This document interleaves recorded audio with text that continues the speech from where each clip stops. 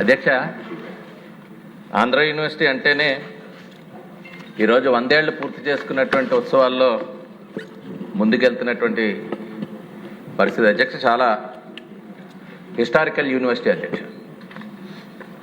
అలాంటి యూనివర్సిటీలో చాలామంది పెద్దలు చదువుకున్నారు.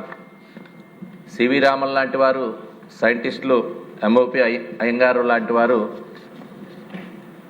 శాస్త్రవేత్తలే తయారు కావడమే కాకుండా భారత రాష్ట్రపతి, ఉపరాష్ట్రపతిగా సర్వేపల్లి రాధాకృష్ణ గారు కానీ, వెంకయ్య నాయుడు గారు లాంటి పెద్దలు చదువుకున్నటువంటి యూనివర్సిటీ అధ్యక్ష. నా అదృష్టం, నేను కూడా ఆ యూనివర్సిటీ నుంచే ఆల్ ఇండియా యూనివర్సిటీలో వాలీబాల్ నుంచి ప్రాతినిధ్యం వహించడం, కెప్టెన్గా వ్యవహరించడం కూడా అదృష్టంగా భావిస్తాను అధ్యక్ష.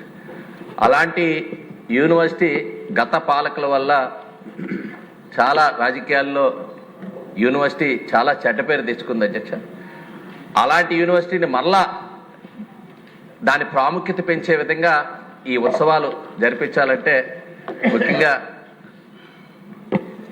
మన యువ నాయకులు లోకేష్ గారు ప్రత్యేక శ్రద్ధ వహించి ఈ ఉత్సవాల్ని ఘనంగా నిర్వహించే విధంగా మరలా యూనివర్సిటీని ప్రాముఖ్యత దేశంలోని ప్రపంచంలోని చూపించే విధంగా ప్రయత్నం చేయాలని చెప్పి కోరుతున్నా అధ్యక్ష.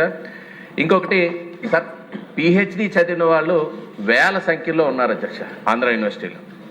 ఇప్పుడు అసిస్టెంట్ ప్రొఫెసర్స్గా కాంట్రాక్టుల్లో పనిచేస్తున్న వాళ్ళు 18 ఏళ్ళు పైబడి ఇంకా కాంట్రాక్ట్లోనే వర్క్ చేసే పరిస్థితి ఉంది. ఇందులో 93 మంది ఉన్నారు. అందులో 20 మంది అయితే ఈ 1-2 ఏళ్లలో రిటైర్ అయిపోతున్నారు అధ్యక్ష.